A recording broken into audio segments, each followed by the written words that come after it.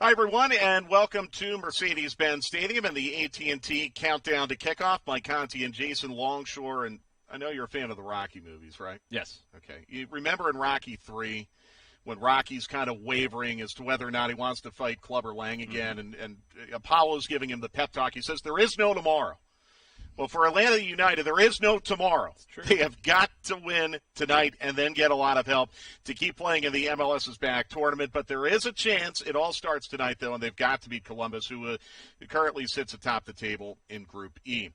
All right, Kaiser Permanente gives you the scene setter for tonight's match in Orlando. And the fortunate thing about tonight, Jason, is hopefully conditions are not going to be a factor because we don't have the direct sunlight. There will be heat and humidity, but hopefully it'll be a lot more comfortable. Yeah, it's not going to be as rough as it was for a 9 a.m. kickoff. We've seen those be very difficult for teams to deal with. In the evening, this has been the slot with more goals. This has been the time slot with the most entertaining matches. Well, Atlanta United needs to win, and they need goals on top of it, too. So we'll see how this pans out tonight against Columbus Crew.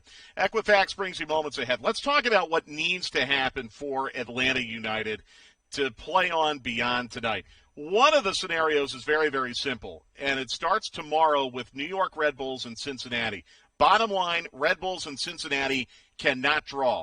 So here we see Red Bulls scoring against Atlanta United. If it ends 1-0 between Red Bulls and Cincinnati, as it did last Saturday night with Atlanta United, that would be good news for Atlanta United. How do these teams not play for a draw? I guess the goal is to get as many goals as possible, right? Yeah, it's a regular season match. So, I mean, both teams are looking for positioning in the Eastern Conference.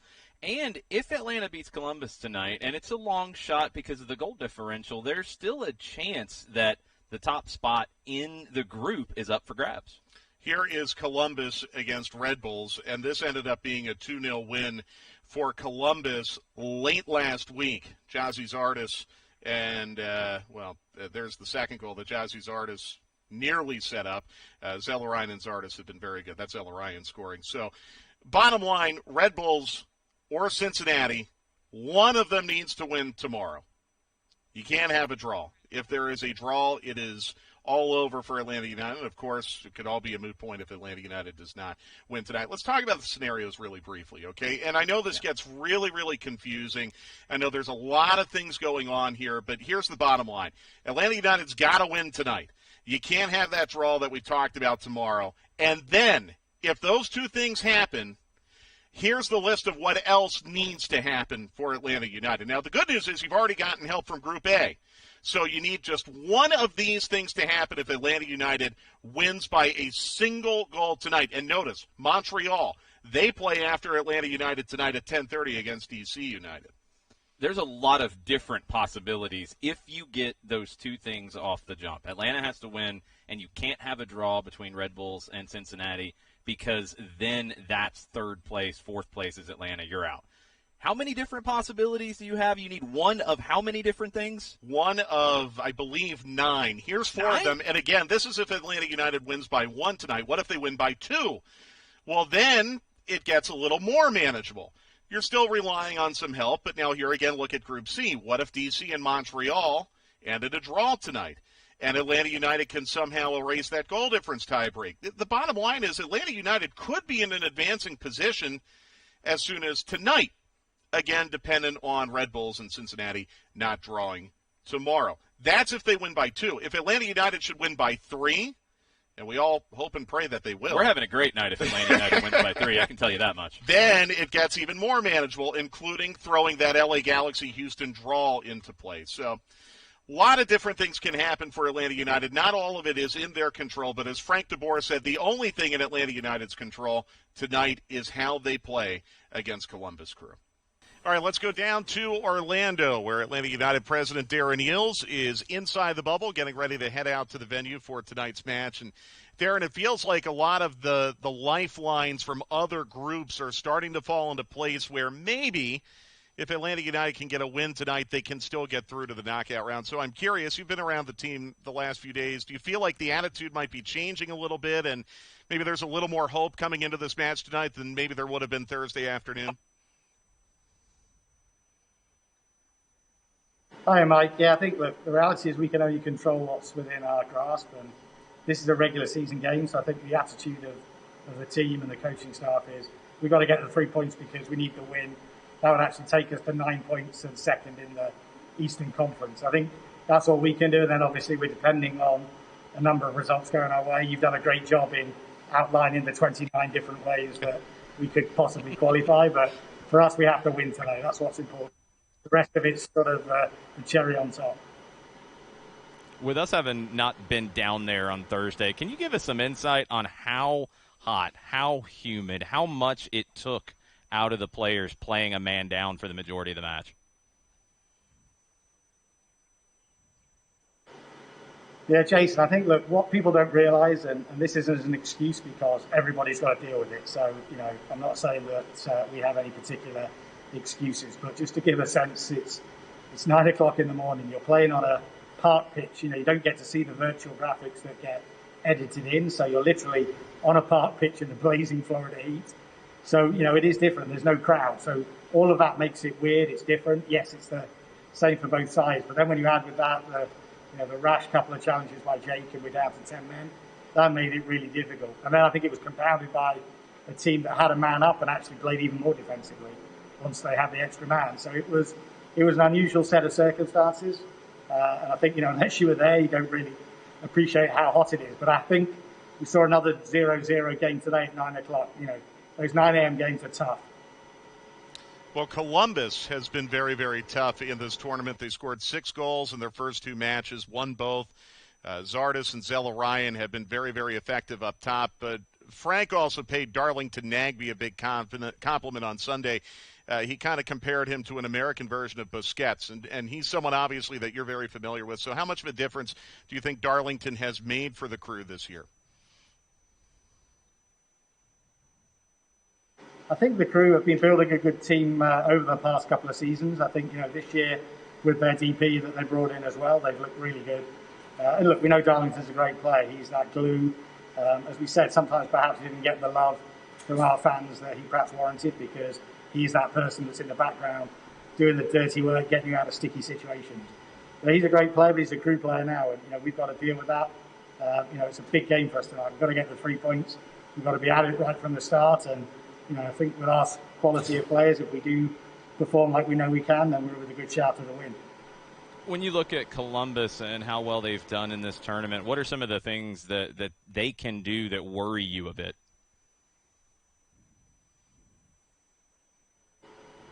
I think, Jason, we've seen it. They've got, someone in Zardes who's a really good finisher. Again, I think a little bit underrated in terms of the chances that he converts and the goals that he gets. So you've got a striker up there. There's a pattern of play and a style that, Kellen Porter's taken on really from what Greg Berhalter did before. And they have a style of way that they're comfortable in playing. I do think that they try to play football. So I think from our perspective, that may help us because this is a game where we're going to be coming in against a team that likes to spread the field, that likes to play it around. So, yes, they've got talent, but I think that's going to help us in terms of the way that we play as well. So I'm hoping it's going to be an exciting game. Darren, I know the club has a tribute plan for Congressman John Lewis tonight. Can you speak a little bit about that? Yeah, just, in terms of someone that meant so much to the city of Atlanta. He's a good friend of Arthur Blank, our owner.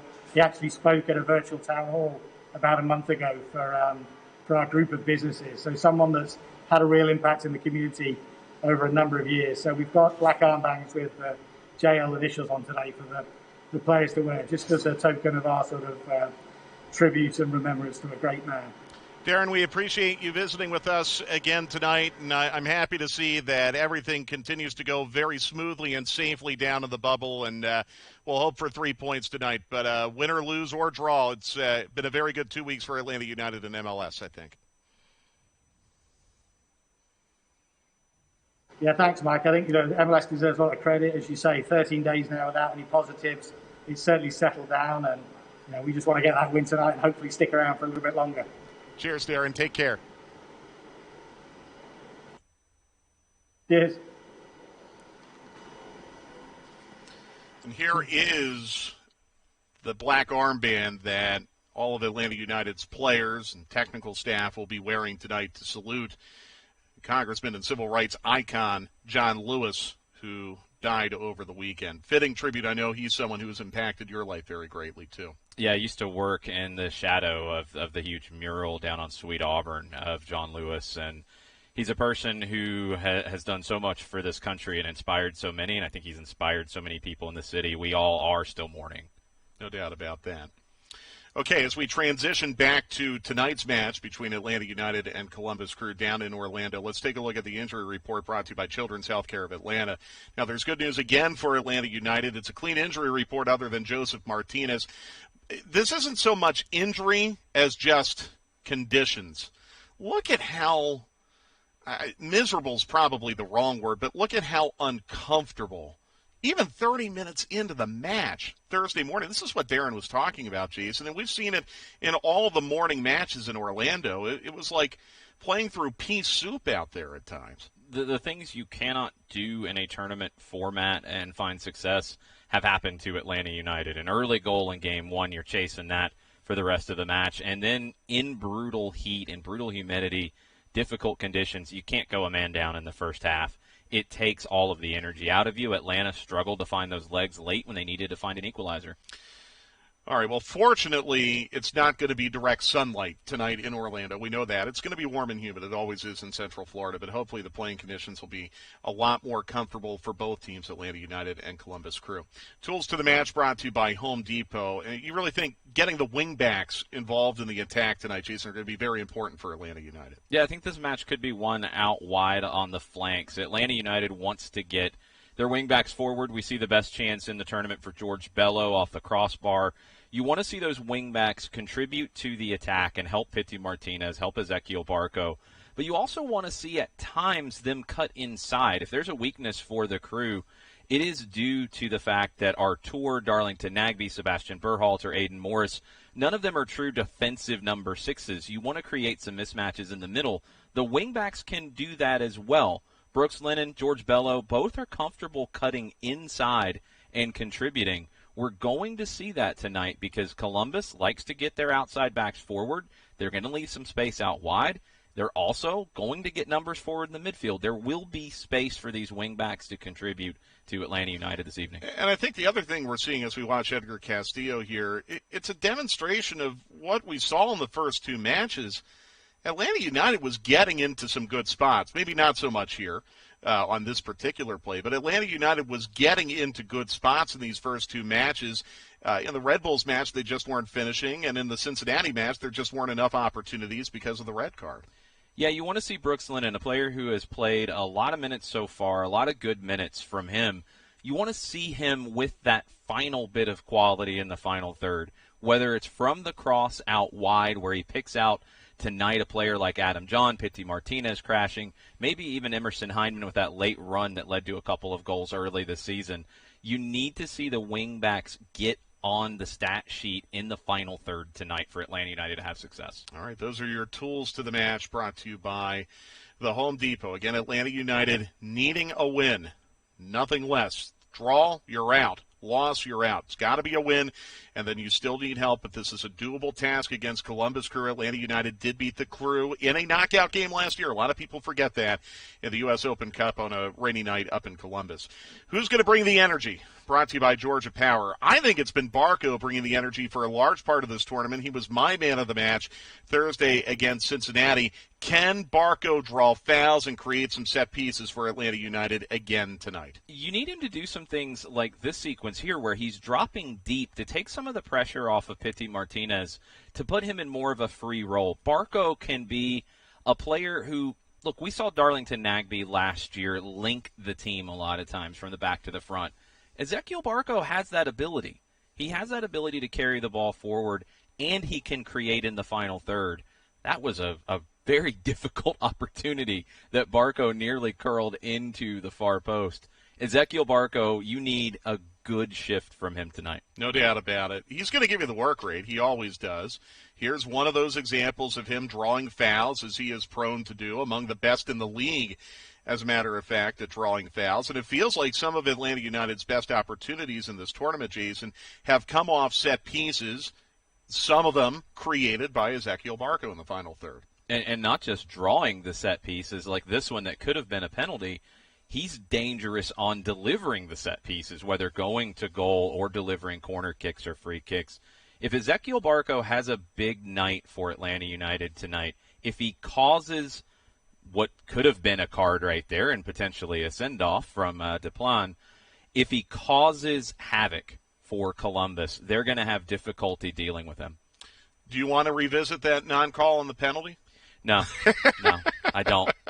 Nor do I. Don't want to get me started on that one. I don't think Georgia Power wants us to do that either. But if you want to see Jason and I bring the energy, let's talk about VAR from the Cincinnati match. Yeah. So just kidding. Let's do that. Okay, players to watch. We got a really fascinating matchup tonight, brought to you by Mercedes-Benz. You've got arguably the best goal scorer in this tournament, Gyasi Zardes, and you have one of the best center backs in the league in Miles Robinson. Let's start with Miles. How big of a matchup is this for him against his fellow U.S. men's national teamer? Well, it's going to be the first time in the tournament that Gyasi Zardes is going up against a center back who can run with him and keep up with him. Where Gyasi Zardes has had some opportunities in this tournament has been because he's been able to get in behind. Miles Robinson, it's almost impossible to outrun him. He's been great in this tournament as well in just recovering the ball and starting attacks for Atlanta United. He's going to have to be big on that today because Gyasi Zardes will kind of hide from you a little bit. Miles Robinson has to be locked in, and that's the kind of play right there that you see Gyasi Zardes get in behind so many center backs in this league. Miles' awareness has improved so much over his time since joining the first team. It'll be critical tonight because Zardes is in great form. Greg Berhalter, the manager of the U.S. men's national team, will be here at the game tonight to scout Zardes, who you see here with one of several goals that he has scored in this tournament, and Miles Robinson. Of course, Berhalter's son, Sebastian, also plays for the crew. But, you know, we have so many good goal scorers in this league, Jason. You've got Vela. You obviously have Joseph Martinez. Chicharito gets a lot of attention. A lot of superstars in this league. And for some reason, Gyasi Zardes never seems to be on that list, and I have no idea why, because he is so consistent as a goal scorer. Because he's had a couple of poor touches in his career that have been turned into memes and turned into videos, and for some reason that's what people remember about him, not these kinds of plays. Movement off the ball is excellent from Gyasi Zardes, and against four-man backlines in this tournament, he has been great at finding the pocket between defenders, especially between the center back and the outside back. Atlanta United with a three center back setup, that space won't quite be the same. Franco Escobar and Fernando Meza are going to have to help Miles Robinson in these situations. It will be critical for Atlanta to keep Gyasi Zardes off the board tonight. Well, hopefully they can do just that. No one in this tournament has been able to do so yet. So, Miles Robinson, Gyasi Zardes, the players to watch, brought to you by Mercedes-Benz. Let's see how Miles now fits into the Atlanta United lineup, brought to you by Chick-fil-A. This is the first time Jason and I are seeing the lineup, I promise. So, let's take a look here, Jason. And this looks similar to what Frank de Boer deployed on Saturday against Red Bulls, with one notable exception. They're going to try again with Adam John tonight. And Ezequiel Barco able to start this match. He was not able to start against the Red Bulls. This is the lineup that I think Frank de Boer feels the most comfortable with at the moment. He has two central midfielders in Mo Adams and Emerson Heineken that can cover a lot of ground. Mo Adams is an excellent 1v1 defender. He'll have his hands full with Lucas Zelarayan if he gets to start for the crew. And Adam John up top, we only saw 26 minutes of it on Thursday. He is that true number 9 that will allow Pity Martinez to play in a very free role and allow Ezequiel Barco to be a playmaker in this one. John will be the pivot for the attack to go around. Adam John had 7 touches in those 25-ish minutes before Jake Mulroney was sent off last Thursday. Mulroney and J.J. Williams, by the way, you notice they are not on the graphic because they are suspended tonight after their send-offs on Thursday. So, here we go. Let's see what happens. I'm trying to stay optimistic here. I know a lot of this is certainly not in our control here in the broadcast booth in Atlanta. But all that the team can really control tonight is how they play, the effort they give against Columbus. We know they are capable of getting into dangerous spots. We need to see the finishing tonight. I really think we ran down the scenarios. Things have fallen into place a lot since Thursday afternoon for Atlanta United. Now they have to hold up their end of the bargain and win tonight. They have to start strong. They can't have an early goal go against them. They can't have an early red card go against them. It's in the book. You don't do those things early to have success. It's happened in both matches. Atlanta needs to get off the board quickly. The one thing also to keep in mind about tonight, Atlanta United, half of the goals they've scored against Columbus in MLS play has been in the final 30 minutes. They've done really well late in matches against the Crew, wearing them down. You want to start better, but you want to finish hot, and you want to put this game away. Let's see what happens. It's going to be a big night down in Orlando. You can watch on ESPN2 and Today NA, and you can listen to Jason and I call the match on 92.9 The Game. Want to thank you for joining us on the AT&T Countdown to Kickoff, and we will be back after the match with the AT&T post-match report. Enjoy as Atlanta United tries to stay alive in the MLS's back tournament.